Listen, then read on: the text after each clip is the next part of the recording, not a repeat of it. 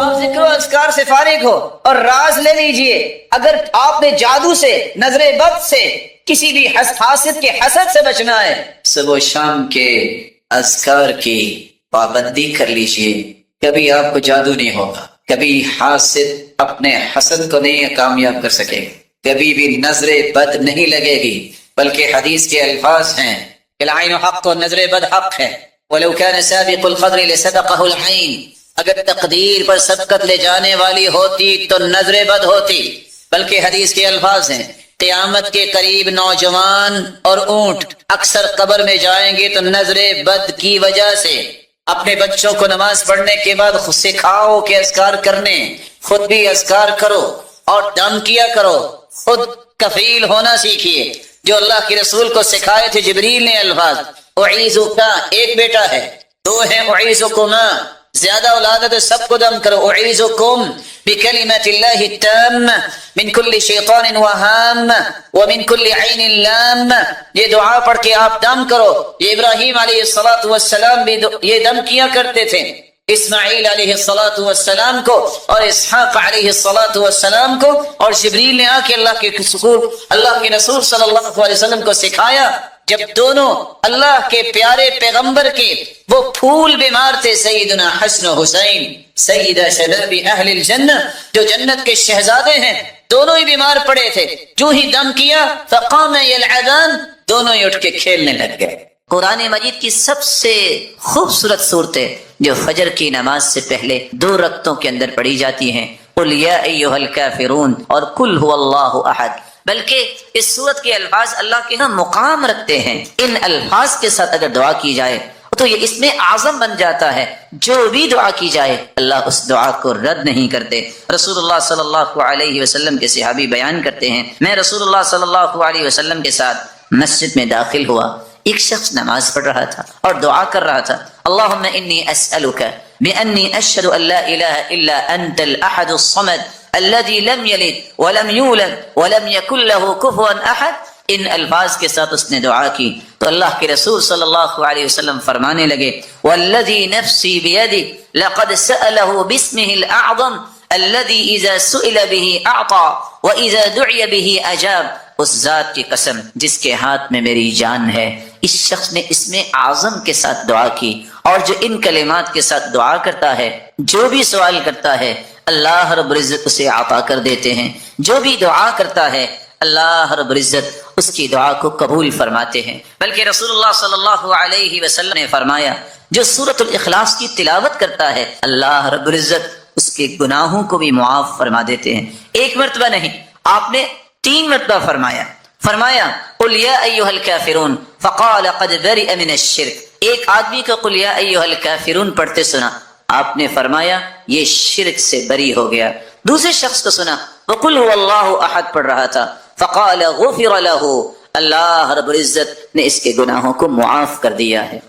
میرے بھائیو بابوزیو، قبلہ رخ ہو کر 4 لفظوں میں سے کوئی لفظ ضرور استعمال کرو۔ وَإِلَٰهُكُمْ إِلَٰهٌ وَاحِدٌ لَا إِلَٰهَ إِلَّا هُوَ الرَّحْمَٰنُ الرَّحِيمُ، یہ اسم اعظم ہے۔ دوسرا لفظ الف لام میم، اللہ لا الہ الا هو الحی القیوم۔ تیسرا لفظ اللہم انی اسألک بأنی اشہدک انک انت اللہ لا الہ الا انت الاحد الصمد الذی لم یلد ولم یولد ولم یکن له کفوا۔ اللہم لا الہ الا انت المنان بدیع السماوات والارض ذا الجلال والاکرام۔ ان 4 لفظوں میں سے کوئی لفظ بھی بولو، حدیث کہتی اللہ کبھی تمہاری دعا کو رد کریں گے۔ اس میں اعظم ہے یہ، اذا دعی فاجاب واذا سئل فاعطى، جو مانگو گے عطا ہوگا، جو دعا کرو گے قبول ہوگی۔ پھر اس کے بعد درود پڑھیے، درود پڑھنے کے بعد یقین کر کے دعا کیجیے۔ کیسا یقین؟ ادعوا اللہ وانتم موقنون بالاجابہ، یقین ہوگا، یہ ناممکن میرے نزدیک ہے، ساری امیدوں کی ڈورے ڈاکٹر نے توڑ دی، کچھ نہیں ہوگا، لیکن یہ مخلوق ہے، میں بھی نہ اور محترم ڈاکٹر صاحب بھی، فیصلہ اس کا ہونا، اللہ میں یہ چاہیے فَلْيُعْزِمِ الْمَسْأَلَةَ، چمٹ کے دعا کیجئے یقین کے ساتھ کہ وہ ضرور سنے گا۔ رسول اکرم صلی اللہ علیہ وآلہ وسلم جو ہم سب کے لیے نمونہ ہیں، اللہ عز و جلال نے اس ہستی کو ذات کے اعتبار سے بھی بے مثال بنا، آدم سے لے کر آج تک، اور قیامت تک آنے والی انسانیت میں ایسی ہستی نہ آئی ہے نہ قیامت تک آئے۔ جس طرح وہ مخلوق میں سے ذات کے اعتبار سے بے مثال ہے، اسی طرح صفات کے اعتبار سے بھی بے مثال ہے۔ آپ کی ایک صفت یہ بھی ہے، کان النبی اشد حیاء من العذراء فی خدرها، اللہ کے پیارے پیغمبر پردہ نشی کمواری عورتوں سے بھی زیادہ حیا کیا کر۔ وَكَانَ إِذَا رَأَىٰ شَيْئًا يَكْرَهُ عَرَفْنَاهُ فِي وَجْهِهِ، صحابی کہتے ہیں کہ اگر وہ کسی چیز کو ناپسند کرتے تو ہم آپ کے چہرہ مبارک سے پہچان لیتے کہ آپ کو پسند نہیں ہے۔ آپ صلی اللہ علیہ وسلم ایسے کوئی الفاظ نہیں بولا کرتے، اس لیے نہیں بولا کرتے تھے کہ حیا ایک ایسی عظیم نعمت اللہ نے عطا کی تھی، اور جس کو اللہ عطا کر دیتا ہے وہ ہر قسم کی برائیوں سے اپنے آپ کو بچا لیتا ہے، تو وہ تو ذات ہی معصوم تھی، اس سے بڑی ذات تو اللہ نے پیدا ہی۔ رسول اکرم صلی اللہ علیہ وسلم نے فرمایا حیات، اللہ عز و جلال نے اپنی صفت بھی بیان کی ہے، ان ربکم حیی کریم یستحیی من عبدہ اذا رفع یدیہ الیہ ان یردہما صفرا خائبتین۔ لوگوں جب انسان گناہ کر کے ہاتھ اٹھا دیتا ہے، گناہ اس نے کیے ہیں، اللہ کو حیا آ رہی ہوتی ہے کہ میرا بندہ اب سچی توبہ لے کے آئے گیا ہے تو میں اس کے ہاتھوں کو خالی، یہ اللہ کی بھی صفت ہے حیا کرنا۔ اللہ بھی پردہ پوشی کرتا ہے، من ستر مسلما سترہ اللہ یوم القیامہ، کسی کی ذاتی اگر غلطی ہو اس پہ پردہ پوشی کو کرتا ہے تو قیامت کا دن ہو یجعلہ اللہ تحت کنفہ، اللہ چھپا کے اس سے پوچھیں، کوئی نہیں دیکھ رہا ہوگا، میرے بندے یہ نعم یا رب اظلمک عبدی، میرے فرشتوں نے کوئی غلط بنے؟ نہیں یا رب، لا یا رب، نہیں میرے مالک۔ اللہ فرمائیں گے تو نے ایک کام کیا دنیا، تیرے اندر حیا تھی، تو نے لوگوں کی ذاتی غلط پہ پردہ ڈالا، چپکے سے جنت چلے جاؤ۔ اللہ تعالیٰ یہ صلاحیت مسلمانوں کو۔ چھوٹی سی آخری بات کر کے میں اور آپ کے اندر حیا کیسے پیدا کر سکتے؟ بڑا مہم سوال ہے کہ حیا کی اتنی عظمت تو ہے لیکن میں پیدا کیسے کر سکتا ہوں؟ اس کا پہلا طریقہ یہ ہے، جتنا ایمان مضبوط ہوگا اتنا حیا مضبوط۔ حدیث آپ نے سن لی ہے، حیا اور ایمان اکٹھے، حیا چلا جائے تو ایمان بھی۔ اپنے ایمان کو مضبوط کیجیے، اور ایمان مضبوط ہوتا ہے قرآن و حدیث میں۔ دوسرا طریقہ جسے آپ اپنے اندر حیا پیدا کر سکتے ہیں، استشعار مراقبۃ اللہ سبحانہ وتعالی، اللہ عز و جلال کی مراقبت کا احساس کرنا۔ میں جہاں بھی چلا جاؤں گا میرا رب، میں جہاں بھی چلا جاؤں میرا رب تو دیکھ رہا۔ اللہ عز و جلال کی یہ مراقبت کا احساس جب انسان کو، تو پھر انسان اپنے اندر حیا پیدا کر۔ قرآن مجید کے اندر اللہ عز و جلال نے العلیم 130 مرتبہ اس کلمے کو وارد کیا۔ العلیم کا مطلب یہ اللہ کی صفت ہے، وہ جانتا۔ اللہ عز و جلال نے 130 مرتبہ اس کا تذکرہ کیا۔ اللہ کے نام پڑھنے چاہیے، یاد کرنے چاہیے، ان کے معنی پڑھنے چاہیے۔ اور اللہ عز و جلال البصیر، اللہ دیکھ رہا ہے، دیکھنے والا ہے۔ 31 مرتبہ قرآن مجید میں اللہ تعالیٰ نے اس آیت کو وارد کیا۔ میں ساری دنیا سے بھی چھپ جاؤں لیکن اس سے نہیں چھپ، اس سے انسان کے اندر حیا پیدا ہوگی۔ اور ویسے بھی حدیث میں آتا ہے جو 99 نام یاد کر لیتا ہے اللہ تعالیٰ اس کے بدلے اسے جنت بھی۔ آپ کیا سمجھتے ہیں کہ ایک انسان غموں سے ٹوٹ چکا، مصیبتوں سے چور ہو چکا، گردن جھک گئی، قدم بوجھل ہو گئے، سوچ آگے سفر کرنے سے اپنے ہاتھ کھڑی کر چکی، علاج کیا ہے؟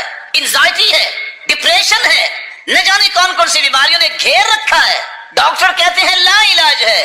زبان سے یہ الفاظ ادا کرو، اللہم انی عبدک وابن عبدک وابن امتک ناصیتی بیدک ماض فی حکمک عدل فی قضاؤک اسألک بکل اسم هو لک سمیت به نفسک او انزلته في كتابك او علمته احدا من خلقك او استأثرت به في علم الغيب عندك ان تجعل القرآن العظيم ربيع قلبي ونور صدري وجلاء حزني وذهاب همي وغمي۔ اتنے الفاظ انسان پڑھ لے، دنیا جہان کے غم اس کے سر پہ سوار ہیں، اللہ سارے اتار دیتے ہیں اور اس کے دل کو قرآن مجید کو اس کے لیے بہار بنا دیتے۔ ساتھی صحابہ نے پوچھا اللہ کے رسول یہ ہم سیکھ نہ لیں؟ اور ساتھ کیا فرمایا؟ وَأَبْدَلَهُ مَكَانَهُ فَرَجًا، دنیا کی ہر مشکل کی جگہ اللہ آسانی لے آتے ہیں۔ فرمایا جو بھی سنے نا اس کو یاد کرنا چاہیے۔ رسول اکرم صلی اللہ علیہ وآلہ وسلم نے صحابہ کرام کو جو اس زاویے میں رہنمائی اور تربیت دی ہے وہ میرے اور آپ کے لیے بہت ضروری ہے۔ مجھے اور آپ کو یہ سمجھنا چاہیے کہ بیماری یا انسان کو کوئی دکھ اور غم آتا ہے، اس کا مقصد کیا ہوتا ہے۔ اللہ عز و جلال اپنے بندوں سے اس قدر محبت کرتے ہیں کہ جو اللہ عز و جلال کے دین کو ماننے والے ہیں، اللہ عز و جلال انہیں تنبیہ کرتے ہیں کہ ابھی ضرورت ہے کہ تم اپنے رب کی نعمتوں کا اور شکر ادا کرو، ضرورت ہے کہ تم اللہ ذوالجلال کے دین کی سربلندی کے لیے اور صلاحیتیں لگاؤ. اس لیے اللہ ذوالجلال فرماتے ہیں وَلَنَبْلُوَنَّكُمْ بِشَيْءٍ مِّنَ الْخَوْفِ وَالْجُوعِ وَنَقْصٍ مِّنَ الْأَمْوَالِ وَالْأَنفُسِ وَالثَّمَرَاتِ وَبَشِّرِ الصَّابِرِينَ. ہم تمہیں آزمائیں گے، کبھی خوف دے کر، کبھی بھوک دے کر، کبھی تمہارے مال و دولت میں کمی کر کے، کبھی تمہاری افرادی قوت میں کمی کر کے، کبھی پھلوں میں کمی کر کے، لیکن یہ ایک آزمائش ہی ہوگی. وہاں خوشخبری بھی سنا دیجیے ان ساری آزمائشوں کے باوجود بہادری کے ساتھ، خاموشی کے ساتھ وہ وقت گزارتا ہے. اللہ ذوالجلال نے اس کے لیے بہت ساری خوشخبریاں رکھی. وَبَلَوْنَاهُمْ بِالْحَسَنَاتِ وَالسَّيِّئَاتِ لعلہم یرجعون. اللہ ذوالجلال فرماتے ہیں ہم نیکیوں کے ساتھ بھی آزماتے ہیں، برائیوں کے ساتھ بھی. اور مقصد کیا ہوتا ہے؟ پلٹ آؤ، آ جاؤ پلٹ کے اپنے رب کی طرف. رسول اکرم صلی اللہ علیہ وآلہ وسلم نے ایک دوسرا سبب بھی بیان کیا ہے. یہ حکمت اور مقصد ہے. ما يصيب المسلم من نصب ولا وصب ولا هم ولا حزن ولا اذى ولا غم حتى الشوكة يشاكها الا كفر الله بها من خطاياه ولا سقم. انسان کو کوئی بھی بیماری لاحق ہو، غم لاحق ہو، فکر لاحق ہو، کوئی تکلیف پہنچے یا اس کے پاؤں میں کانٹا چھپ جائے، اگر اس پر بھی صبر کرتا ہے تو رب تعالیٰ اس کے گناہوں کا اس بیماری اور تکلیف کو کفارہ بنا دے. رسول اللہ صلی اللہ علیہ وآلہ وسلم نے ایک تیسری حکمت بیان کی ہے. سنن نبی داود کی روایت ہے ان العبد اذا سبقت له من الله المنزلة لم يبلغها بعمله ابتلاه الله في جسده او في ماله او في ولده ثم صبره على ذلك حتى يبلغه المنزلة التي سبقت له من الله سبحانه وتعالى.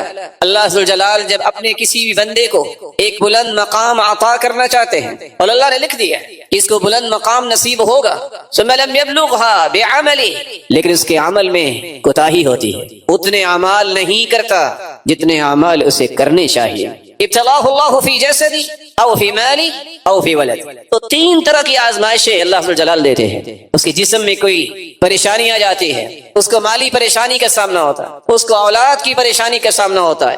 ثم صبرہ علی ذلک، اس کو کوئی معمولی سی بیماری بھی آئے اس پہ بھی وہ صبر کرتا ہے، مالی پریشانی آئے اس پہ بھی صبر کرتا ہے، اور اپنی اولاد کی پریشانی پر بھی صبر کی توفیق اللہ ذوالجلال اسے عطا کرتے ہیں. کب تک؟ حتی یبلغہ المنزلہ التي سبقت له من اللہ سبحانہ وتعالی، یہاں تک کہ اللہ ذوالجلال اس بلند درجے اور مقام تک اسے پہنچا دیتے ہیں اس صبر کی وجہ سے. یہاں یہ دوسری بات بھی سمجھنا ضروری ہے، جہاں اللہ ذوالجلال نے کسی بھی بیماری میں حکمتیں رکھی ہیں وہاں مومن کی بیماری کے ایک نہیں دسیوں فوائد ہیں. سب سے پہلا فائدہ یہ ہے من یرید اللہ بہ خیرا یصب منہ. صحیح بخاری کی روایت، اللہ ذوالجلال جب کسی کے ساتھ خیر اور بھلائی کا ارادہ کرتے ہیں تو اسے کسی آزمائش میں مبتلا کر. بندہ مومن جس کو اللہ نے ایمان کی دولت سے نوازا ہوتا ہے وہ اللہ کے ہر فیصلے کو اپنی عقل سے زیادہ پیار کرتا ہے. دیکھیے سعد رضی اللہ تعالی عنہ جن کی دعا کو اللہ ذوالجلال رد نہیں کرتے تھے. جب آخری عمر میں ان کی آنکھیں، ان کی روشنی ختم ہو گئی تو لوگ کہتے تھے دعا کرو. وہ کہتے تھے قدر اللہ خیر من بصری، میرے رب کا فیصلہ مجھے میری آنکھوں سے زیادہ اچھا لگتا. رسول اللہ صلی اللہ علیہ وآلہ وسلم نے اس لیے فرمایا کہ جب انسان کے ساتھ اللہ ذوالجلال خیر اور بھلائی کا ارادہ کرتے ہیں تو پھر اسے کوئی چھوٹی آزمائش میں مبتلا کرتے ہیں، اور یہ اللہ ذوالجلال کی محبت کا ایک اظہار ہے کہ اللہ ذوالجلال اس سے پیار کرتے ہیں اور اسے اپنے اور قریب کرنا چاہتے ہیں. اللہ ذوالجلال کی محبت کی نشانی ہے ان اللہ اذا احب قوما ابتلاهم، اللہ جس قوم سے محبت کرتے ہیں انہیں آزماتے ہیں. فمن صبر فله الصبر ومن جزع فله الجزع، جو صبر کرتا ہے اسے صبر کے ثمرات نصیب ہوں گے، اور جو رونا دھونا کرتا ہے، جزا فضا کرتا ہے، اس کے حصے میں صرف رونا دھونا ہی آتا ہے. علماء امت کا کہنا ہے کس شخص، کس قوم کو اللہ ذوالجلال کسی بیماری مصیبت میں ڈالتے ہیں اور محبت کی نشانی ہوتی ہے جس کی تین بنیادیں ہیں. توحید جس کی خالص ہو، الذین آمنوا ولم یلبسوا ایمانہم بظلم اولئک لہم الامن وہم مہتدون، وہ اللہ ذو جلال کے پیغمبر کو اپنا آئیڈیل سمجھے. لقد كان لكم في رسول الله اسوة حسنہ، وہ دین اسلام کو ایک کامل دستور سمجھنے والا ہو. ان دین عند اللہ الاسلام، تو جس کی اللہ ذو جلال نے توحید کو خالص رکھا ہو، جس نے اپنا آئیڈیل رول ماڈل محمد مصطفیٰ کو بنایا ہو، جو اسلام کو اپنے لیے مکمل اور کامل دستور سمجھتا ہو اور عمل کرتا ہو، ایسے انسان کی دکھ اور بیماری کو اللہ ذو جلال نعمت بناتے ہیں. مت سمجھیے گا کہ اگر کافر بیمار ہو تو یہ بھی اللہ کی محبت کی نشانی ہے. نہیں، یہ صرف ان لوگوں کے لیے ہے جن کو اللہ ذو جلال نے ایمان کی دولت سے نواز رکھا ہے. جس طرح کافر بڑی سے بڑی نیکی کرتا ہے، اس کا قیامت کو اجر نہیں ملے گا کیونکہ وہ مومن نہیں ہے. اسی طرح کسی بھی مصیبت کا سامنا اگر کافر کو کرنا پڑتا ہے تو اس کے گناہوں کا کفارہ نہیں ہوگا کیونکہ وہ مومن نہیں ہے. یہ ایمان اللہ ذو جلال نے اتنی بڑی نعمت بنائی ہے. سیدنا صہیب رضی اللہ تعالی عنہ بیان کرتے ہیں، عجبا لامر المؤمن، رسول اللہ صلی اللہ علیہ وسلم نے فرمایا مومن کا ہر کام ہی کتنا عجیب ہے. ان اصابته سراء الشکر فكان خيرا له، اگر اسے کوئی خوشی نصیب ہو تو شکر کرتا ہے، یہ بھی اس کے لیے بہتر ہے. وان اصابته ضراء الصبر فكان خيرا له، اگر اسے کوئی مصیبت آتی ہے اس پہ صبر کرتا ہے تو یہ بھی اس کے لیے بہتر ہے. اور اللہ کے رسول صلی اللہ علیہ وسلم نے آخر میں فرمایا وذلك للمؤمن، یہ امتیاز صرف مومن بندے کا ہے، کافر کو یہ نصیب نہیں ہوتا. منافق جو عقیدے کا اس کو نصیب نہیں ہوتا. یہ ایمان کی وجہ سے اللہ ذو جلال نے اس کے لیے انعامات کی بارش کر رکھی. رسول اللہ صلی اللہ علیہ وآلہ وسلم نے ایک تیسرا فائدہ بیان کیا ہے. آپ صلی اللہ علیہ وسلم نے فرمایا جب ان سے سوال کیا گیا ای الناس اشد بلاء، سب سے زیادہ آزمائشوں کا سامنا کن کو کرنا پڑتا ہے؟ قال الانبیاء ثم الامثل فالامثل، سب سے زیادہ آزمائشیں انبیاء پہ آئیں، پھر جو انبیاء کے مشن کے زیادہ قریب ہوتا ہے. یبتلی الرجل علی حسب دینہ، ایک آدمی کو اس کے دین کے اعتبار سے ہی آزمایا جاتا ہے. ان کان صلب الدین اشتد بلاؤہ، دین میں جتنا مضبوط ہوگا اتنی زیادہ آزمائشوں کا سامنا ہوگا.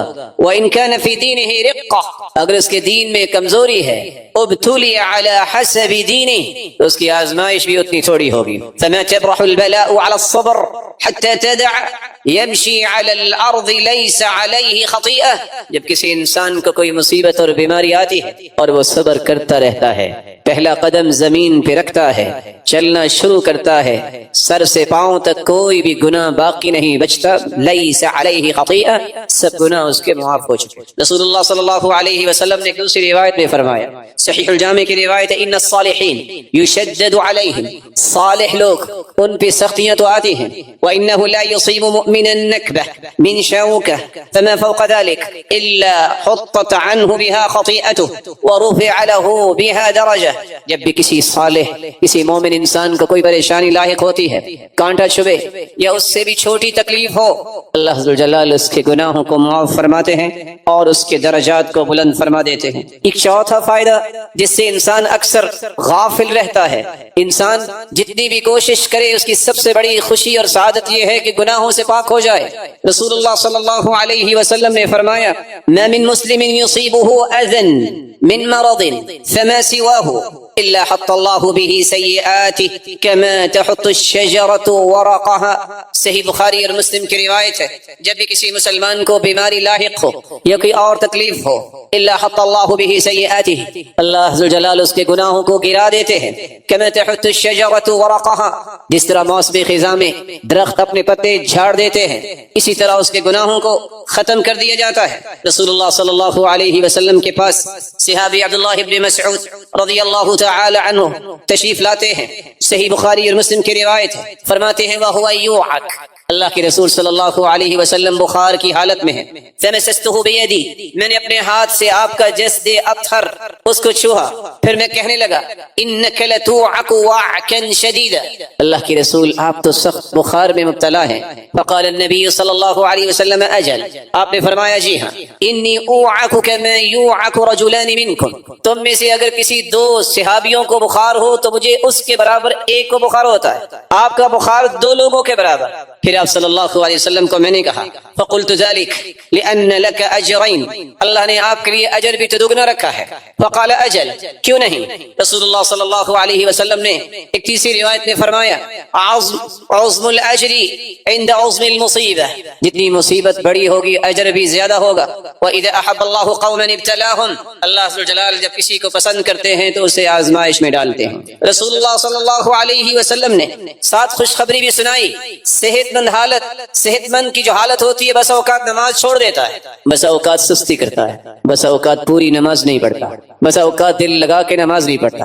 لیکن خوش نصیب ہے وہ جو صحت کی حالت میں پوری نماز پڑھتا ہے، دل لگا کے پڑھتا ہے، پھر بیمار ہو جاتا ہے، بیماری کی حالت میں وہ خشوع نہیں رہتا، وہ خضوع نہیں رہتا، لیکن اللہ ذو الجلال بس اوقات وہ کھڑا ہو کے نماز بھی نہیں پڑھتا، بس اوقات بیٹھ کے بھی نماز نہیں پڑھ سکتا، بس اوقات لیٹ کر بھی نماز پڑھنے میں دشواری ہوتی ہے، اشارے سے نماز پڑھتا ہے۔ خوشخبری سنا دی اذا مرض العبد او سافر كتب له بمثل ما كان يعمل مقيما صحیحا، سنن نبی داود کی روایت ہے اور صحیح بخاری کی روایت ہے، جو انسان صحت کی حالت میں اچھی نماز پڑھتا ہے پھر وہ بیمار ہو جاتا ہے تو پھر جیسی بھی نماز پڑھتا ہے اللہ ذو الجلال فرماتے ہیں اس کی نماز کا اجر وہ لکھو جو اس نے صحت کی حالت میں اور اپنے سفر کی حالت میں نہیں، حضر کی حالت میں اچھی نماز پڑھی۔ یہ انعام ہے اللہ ذو الجلال کی طرف سے۔ بلکہ شداد ابن اوس رضی اللہ تعالی عنہ روایت کرتے ہیں اور سنابحی رضی اللہ تعالی عنہ روایت کرتے ہیں، یہ دونوں صحابی ایک صحابی کی عیادت کرنے گئے، کہنے لگے کیف اصبحت، سناؤ کیا حال ہے؟ قال اصبحت بنعمہ، میں نے اللہ جلال کی نعمت کو پایا ہے۔ اصبحت بنعمہ، اللہ کی نعمت ہے، اس کا فضل اور عنایت ہے۔ قال شداد، تو شداد صحابی بیان کرنے لگے ابشر بکفارات السیئات، خوش ہو جاؤ گناہوں کا کفارہ بن گیا، وحط الخطایا، گناہوں کی معافی کے اس مرحلے میں خوش ہو جاؤ۔